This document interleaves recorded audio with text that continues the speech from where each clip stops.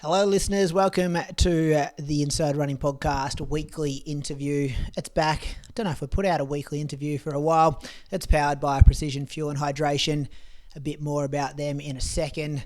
And you know what else is back? Jaryd Clifford doing interviews for us. He did a couple back in the day. Not sure what year they were, but Jaryd's great on the mic. Great writer as well. I reckon I miss his blogs a bit. He hasn't done one of those for Runner's Try for a long time. But anyway, Jaryd Clifford is back and he sent me a message and he's like, your audience needs to know Annabelle Colman. And the name rang a bell and I thought I could remember her from an interview that she did after winning bronze at the World Champs.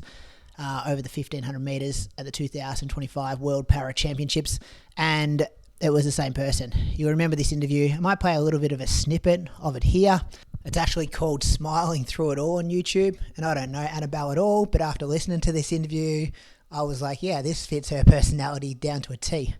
It feels unbelievable. It feels like I was running in France yesterday, but as of tonight, I'm in a completely different environment in New Delhi, which is much hotter than I expected. It wasn't a PB tonight, but I'm just proud that I won the bronze tonight and gave it all my best and all my hard work throughout the year. And I'm looking forward to getting back to Melbourne to think what an amazing outlook it was this year. It was sort of a secret goal I had in mind, winning bronze. My coach once said to me to smile and enjoy the moment because that's what's more important than a medal. But I'm happy that I won the bronze tonight and I can't wait to see what the next goal comes. But pretty much the Australian T2015 and Oceania record holder. They talk about the classification early in the interview as well. Intellectually impaired athlete who won bronze at the Para Worlds. First female to do that since Sydney 2000. And Jaryd has a great way of conducting these interviews. He pretty much said to me, he's like, this person is going to be a star at the Brisbane Paralympics. Your audience needs to know about her now so they can get on board. And that's what we're doing at the Inside Running Podcast. We like, our listeners knowing who to watch. So when they're watching these amazing athletes on the TV, they can get behind them and stuff. So I thoroughly enjoyed listening to this yesterday morning. I was running around the streets of Echuca Moama, listening to Jaryd interview Annabelle and learning more about her. And it's definitely someone on my radar as well. As I said at the start of the show, this weekend interview is powered by Precision Fuel and Hydration. I've been using their products for years. I was thinking today when I first started using them, can't remember exact date, but I've ran my fastest marathons. 2 of my last 3 marathons have been my fastest, and I've had Precision 90-gram gels in the side of my half tights. And I love how I can have 90 grams of carbs in my half tights, one each leg, 180 total, and be able to get a stack of fuel down. So it's powered by Precision Fuel and Hydration. Chances are that you're gearing up for a race yourself, but how dialed in is your race day nutrition? Precision Fuel and Hydration makes it simple with a free online planner. So you can go to their website, precisionhydration.com, and while you're there, place your first order and you get 15% off when you use the code IRP2026. Enjoy this chat with Jaryd Clifford and Annabelle Colman.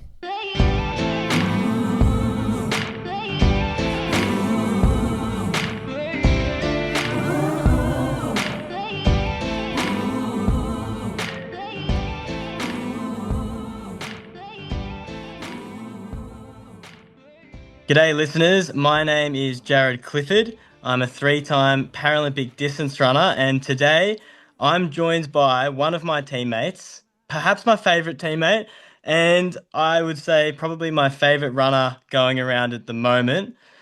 So today I'm joined by Annabelle Colman, one of the up-and-coming rising stars on the Australian para-distance running scene and maybe the world. She is a Paralympian. She is recently a World Parathletics bronze medalist. Annabelle, welcome to the show. Thank you. It's great to have you with us, and our audience ranges from the everyday runner to the elite runner. And for those of the audience that don't know you or don't know much about para distance running, I think this is a great opportunity, particularly with Brisbane on the horizon. So I thought we'd just start with a few get to know you questions Yes.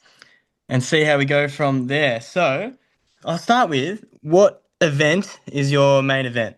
My main event overall is the 1500, and pretty much any long distance running that goes to with it 3,000, 5,000. Yeah, no, Yeah. for sure. And I know you're part of our kind of 1500-meter gang on Yeah. the para distance scene. So, what, if you know it, what's your PB? My PB at the moment is 4:31. It's also the Australian record and the Oceania record. And that time was being held at the Paralympics and my very first of all in Paris. Yeah, so, and I love that you said at the moment because we know it's on borrowed time. You're going to smash it soon. Yeah. Uh, and yes, at the Paris Paralympic Games, running a PB, which is incredible. And we'll get to that a little bit later on. Now, a lot Yeah. of the listeners, as I mentioned, they may not know a lot about para athletics and the classification system. And obviously, as you mentioned, you're the Australian record holder. So there's obviously different categories. I'm visually impaired. I compete in the T12 category. Your category is called T20. Yes. If it's okay with you, do you have a way of explaining what that classification means? Yeah, so me personally, how I would describe T20 is that I do struggle with maths. I also struggle with a little bit of my speech. And if there's a hard question or a question that I wouldn't understand, I would take pretty long to respond to it. Yep. Um, I also have trouble knowing what some particular words do mean, even longer words. Yep. Oh, that's a great explanation. Yeah. Um, and I know that you have a pretty incredible training group. Yeah. Um, it's very renowned in Melbourne, particularly, out of that old Zabs Athletics Club as well. But do you want to tell us a little bit about your training squad and who your coaches are? Yes. So I'll start with Anthony De Castella, who is my running coach. He Yep. is the running coach and also the brother of Rob De Castella, who is the retired marathon runner. The big name. Yeah, him. He has been training at Xavier for like more than 10 years now. Yep. And he shares his runners and his athletes along with the head coach Liz Gosper, who works with a triathlon club who have intellectual impairment disabilities. And Yep. also, as I mentioned, with Anthony's group, she also has she's also run that group for more than 10 years now. And with them co-coaching together, particularly me as their athlete, they're very supportive and they're always inseparable. No matter how many training sessions I do with them, we're always a big team, a big supportive group, Yes. No, I and I I've love got it whenever amazing I'm friends to at. go with it. Yeah, Yes, no, they're great friends. Exactly right. Look, I was about to say that whenever I'm around your group, whenever I'm at a meet with you guys there, I yeah, love it because you guys have the best energy. It's very infectious. When you guys are having a good time, we're all having a good time. So I love that you guys bring that to the athletics world. Now, I want to all talk about you as a runner because I think that one of your key characteristics, one of mm-hmm. the things that I love about you as a runner is that you're very determined. You are very, you can push through when it gets tough. So I wanted to ask, when it is getting really hard, when it is getting really tough, how do you keep going? Like, what do you think about, or what keeps you going in a race when it's starting to burn? At every race, it's pretty different, no matter depending how long it is. But how I would feel before my race is I would always try and be calm and I would try and think positive and think, what's the best way to start off a race and to end off with a race? I Yeah. would, if it was a big race, Anthony would send me like a very long message from 1 to 10, and I would have to read it all and then just try and vision it in my mind to see, okay, where would I go from there? Because like I can't start off like running really fast. I have to like think when's the best time to pass a few athletes. Yes. And I feel like I have that glued to my head ever since the message appears. Yeah, no, that's really cool. There's a lot of wisdom there. Basically, focus on completing step one and then step two. Is that kind of the what you mean? Yeah, from the list of 1 to 2, I mean 1 to 10, Yep. it really is it really does affect my mind pretty Hmm. much in a calm way. Yep. Nothing like nothing scary, nothing worried about, but nothing at all. You Oh, just yeah, no, gotta that's perfect. yeah. I mean, I should probably take that into my running, and I think a lot of the people listening will actually, be able to think, you know what, that's true. Process over outcome. You just got to think about step one, then step two, and all the way up to the end. So, no, that's a really good way of putting it. I've got another question about, obviously, now that you're a Paralympian, you've represented Australia a few times now. Was it always Yeah. the big dream? Yes, so since I was 17, I been watching the Paralympics, and that was actually my first time watching it. And I felt pretty amazed because a lot of athletes who have autism or disabilities like you and me, Yeah. I was pretty inspired and very determined to run really hard or just do or compete in any sport. At the time, I wasn't a very serious competitive runner. Hmm. However, I did start a little bit of sport very seriously when I was in school. But when it came to COVID and all the lockdowns, the only thing that I felt very positive about was watching the Tokyo Paralympics and Olympics Yep. because that got me inspired and put all the online work to the side and got me very motivated and got me out of the house. And because that was something I've always wanted to do was just to get away from all the stress. Yeah, no. Did you always know you're a pretty good runner? Yeah.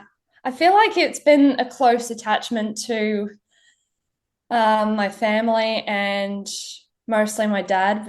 Most of my life, he's pretty much always been a runner in the beginning, but he didn't Hmm. have a coach at the time.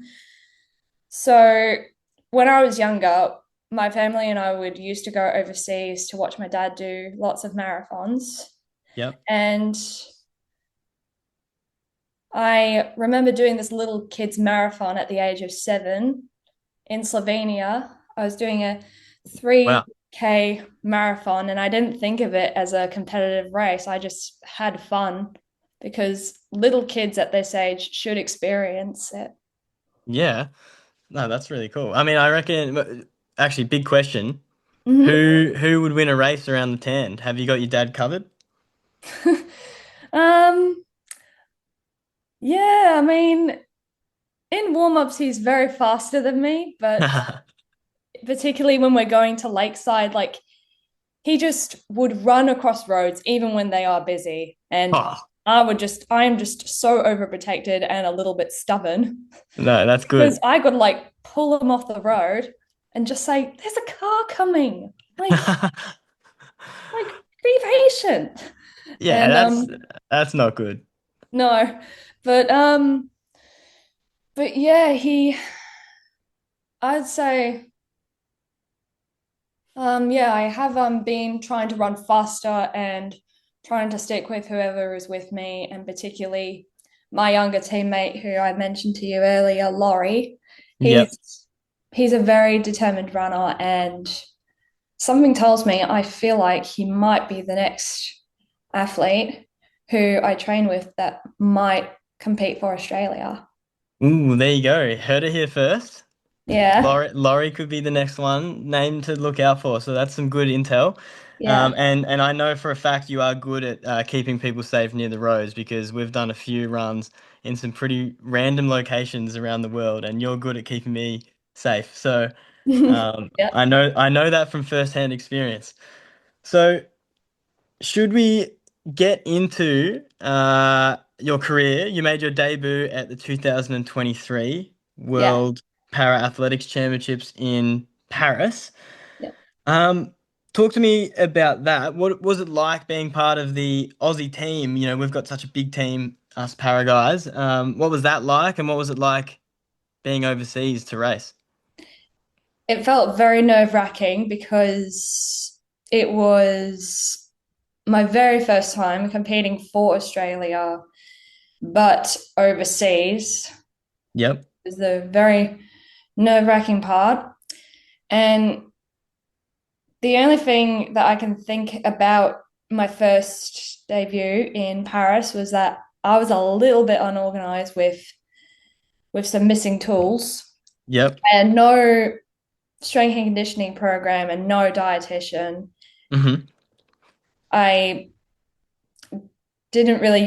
I wasn't really watching with what I was eating, and I didn't really have a program on what I should do. Like, should I sleep? Should I eat? Hmm. It was a bit stressful, but I wasn't too worried about a medal. I was just more I was more concerned about trying to make it to the Paralympics because that was like my one thing to do was to race really well, because it was the Paralympics were like around the corner, Yeah. jumping to a year later, and I was just so determined after that Yeah. after my race I just spewed and I just couldn't deal with the pressure running Yeah. fast. It was just like not my best moment at all. No, that's really interesting because the athlete that you've grown into, and we'll get to this a bit later on, but I think you're one of the most impressive athletes that I've seen with handling pressure. But obviously that comes from learning, right? And you know, you had that first taste of it in 2023, and I Yeah. guess you spoke about the dietitian and the strength and conditioning stuff. You obviously went back home after that result and you started working on those things. Yes. So when we came home, we found the missing tools that I needed. I met a few people on Zoom about my about my diet and what I should eat, Yep. and that had worked. And for my strength and conditioning program, my teammate and also physio gave me a program Yep. of what I should do, Yep. and I've been doing it twice a week, but at different. But now that sort of has changed a bit. But Hmm. I mean, there was no stress on the location, but at least I had all the missing tools that I could find, and that would be a good lesson for me to work on in the lead up to Paris. Yeah, and it obviously worked because you did make it there. So I'm keen to talk about the big one. It gets me excited. Yes. Um, the Paris Paralympic Games. Annabelle Colman becomes a Paralympian. So let's before we talk about the race, Mm-hmm. what did you think about the village? I was blown away. Like when I saw the rooms, I thought they were much bigger than I thought. Instead of two, there were like seven rooms in one big flat. I Yes. was just amazed, Barry. And What we about the had, cardboard beds? yeah. And well, my friends were asking me, is it very rough to sleep on? And I said, no, it's actually pretty comfy. And the best part is we get to take the duvets home. Yes, that's the best part. Yeah. What about you know, a lot of people that haven't been to a village before, Mm-hmm. um, you know, they know about the dining hall and stuff like that. But Australia had obviously in the Paralympic team, we Australia actually brings our own kind of dining hall over, and that came out of COVID with the Tokyo Games. But that was pretty cool, I guess. And the team got to mingle downstairs, and we had a McCafe, and you have a very famous coffee order, I would say. Mm-hmm. Do you want to tell everyone what your coffee order is? My best and only one is a mocha. Yeah, and sometimes quite a few a day, I've heard. Yeah. I have it like, I would say for a mocha, I would have it like twice a day because usually the first thing when I wake up in the morning, the first thing I would do is go and get a coffee. Hey, that's a great routine. Yeah. I like it. No, I wanted to get that in there because it's very famous amongst our little crew. But let's talk about the race. Hmm. Um, a lot of the listeners, wouldn't have ever had the opportunity of experience running in front of a huge crowd, tens of thousands of people. Was that something that was making you nervous in the lead up? Like, how did you prepare to run in that big, loud environment? It felt it felt very surreal. It felt like my athletics career was just opening. And as soon as I got onto the track, I just felt very fresh. I felt less scared, maybe even a little bit nervous, but all that I hoped for. And I had been saying to Liz and Anthony, like, regardless what happens, I'm just proud that I made the team because that was my number one goal. And I was very determined to return to Paris and see what a difference it makes with a dietitian, um, giving me the advice of what I should have for my meals and a strength and conditioning program that would help me become stronger. It Mhm. really has made such a huge difference. No, and it was an incredible run. Paralympic debut, first time running in, such an intimidating, scary environment for so many people, and you handled it really well. Um, how proud were you of the fourth position?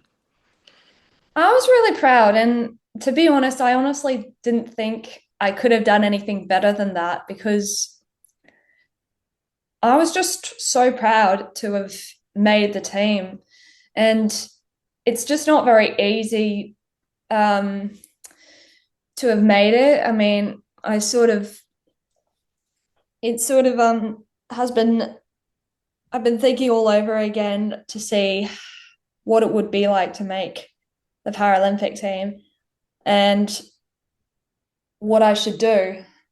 And yeah, no, I couldn't have done anything better. No, I think that's true. I think you ran really well. Mm-hmm.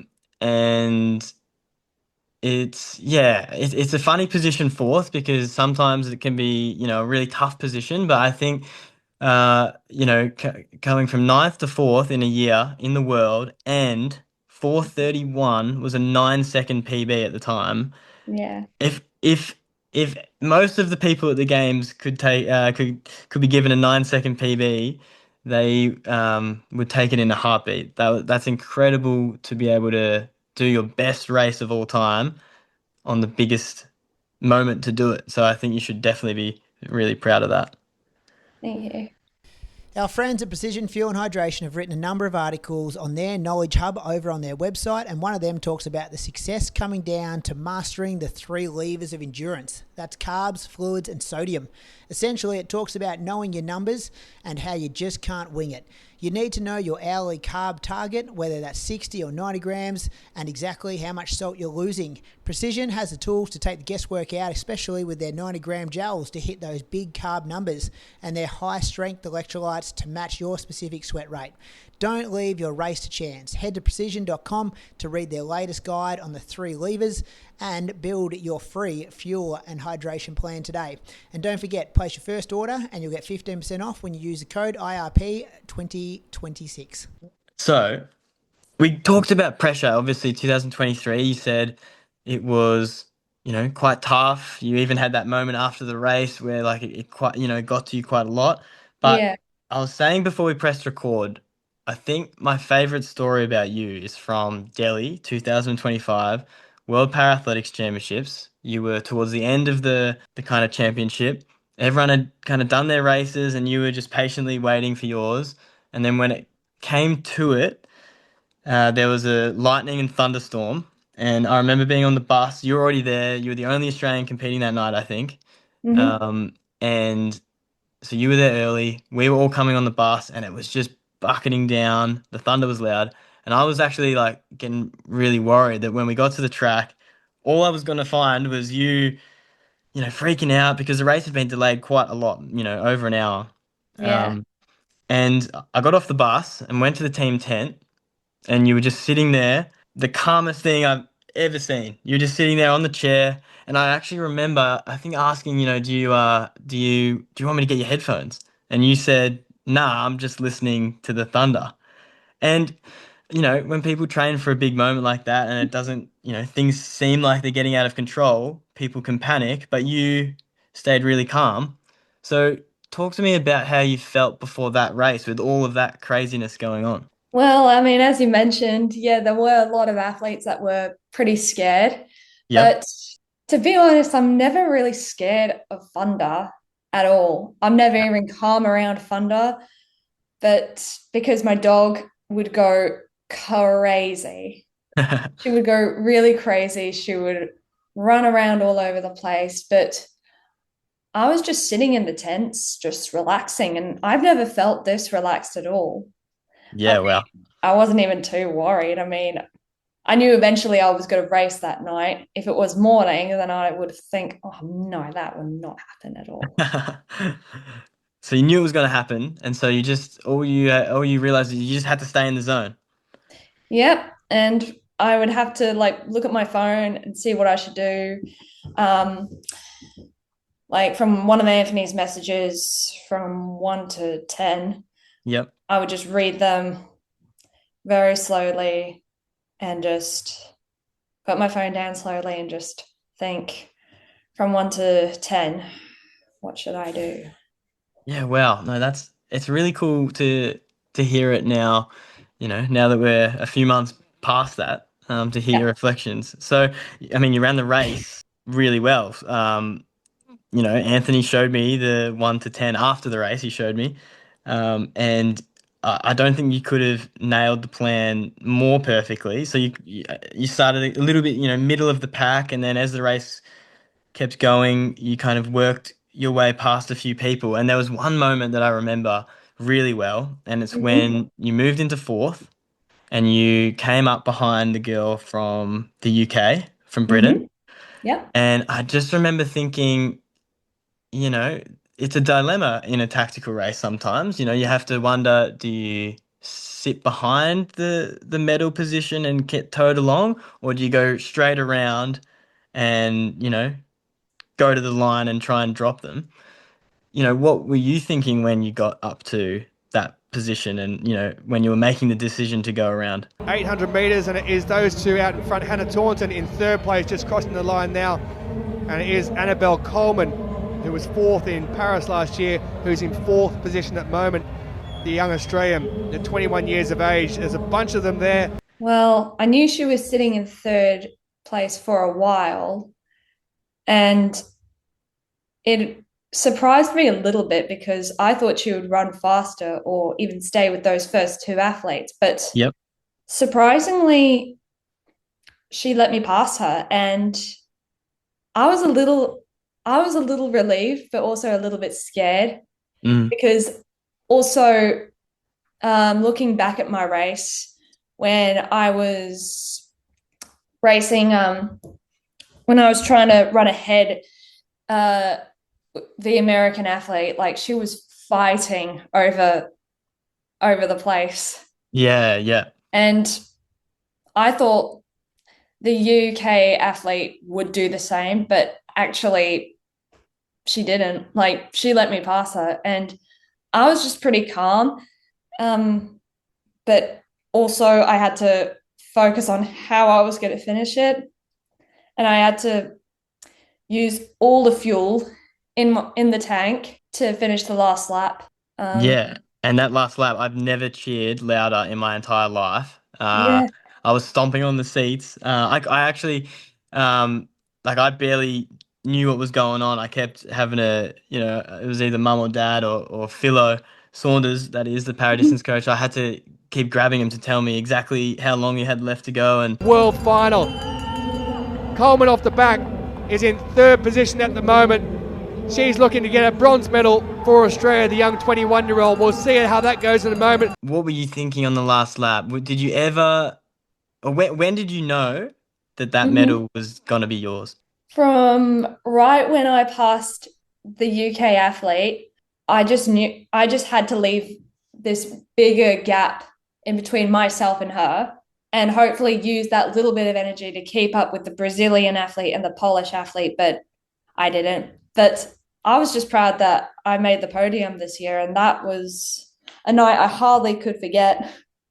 It Oh, was just very hard to forget about it. oh man, the photos of your face when you crossed the finish line, and then your interview after are some of the best running content going around. People, if you haven't seen it, go find it. Mhm. It's really special, and it makes you like fall in love with this sport again. But for Yeah. you, when you cross that finish line, your first international medal. What does the medal itself or that performance mean to you? Here comes Bianovska Zaitchak. She takes the silver. And what about this? Annabelle Colman. She was fourth in the Paris Paralympic Games last year. She holds the Oceania record, the Australian record.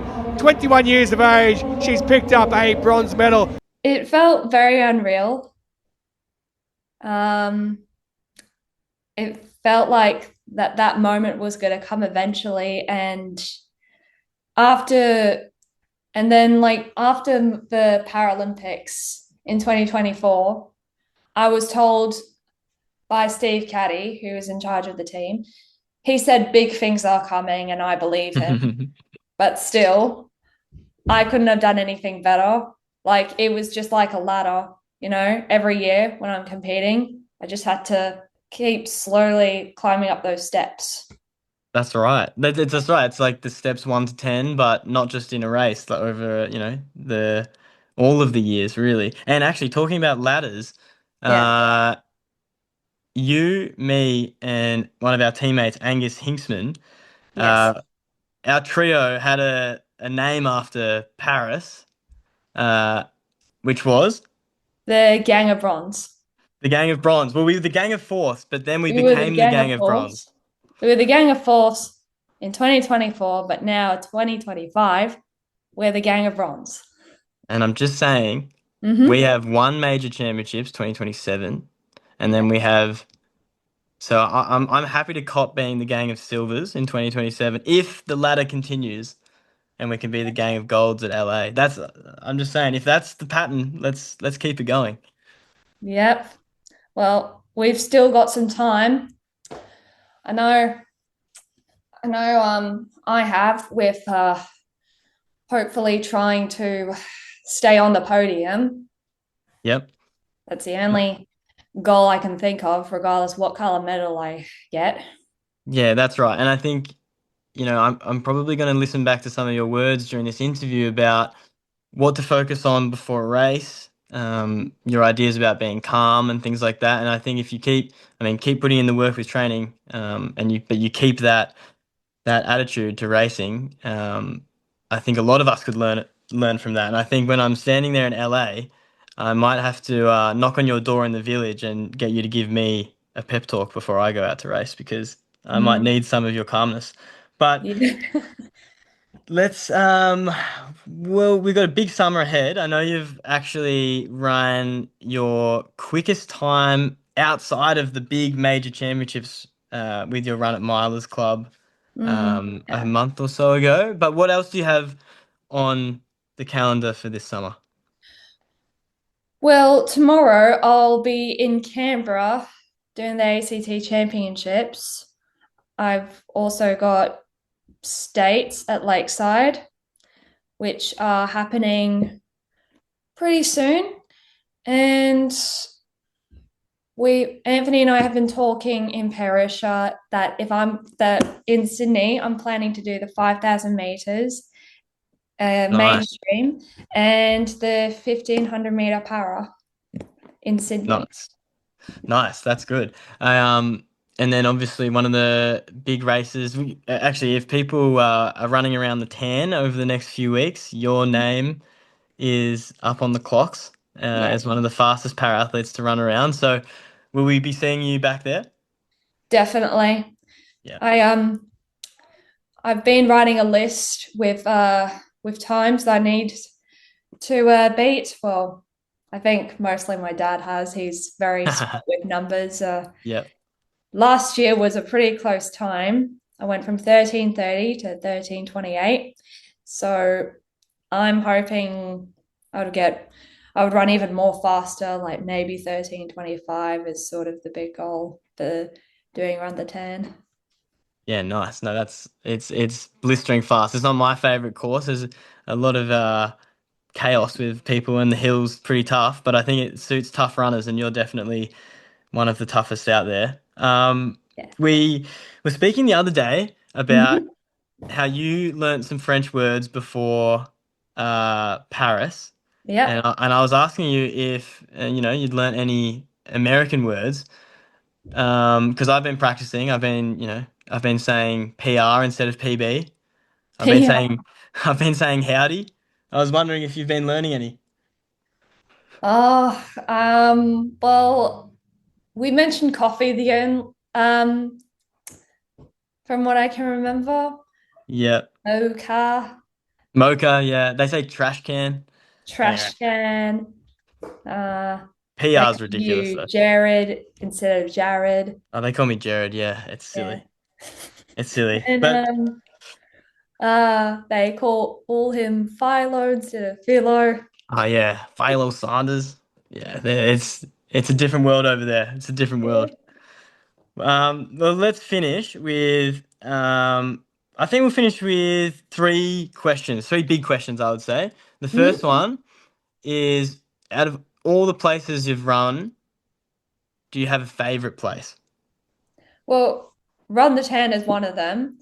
Every time Yep. I do a easy jog, I would hopefully see my name and I would go, hello, um, time, or hello, me.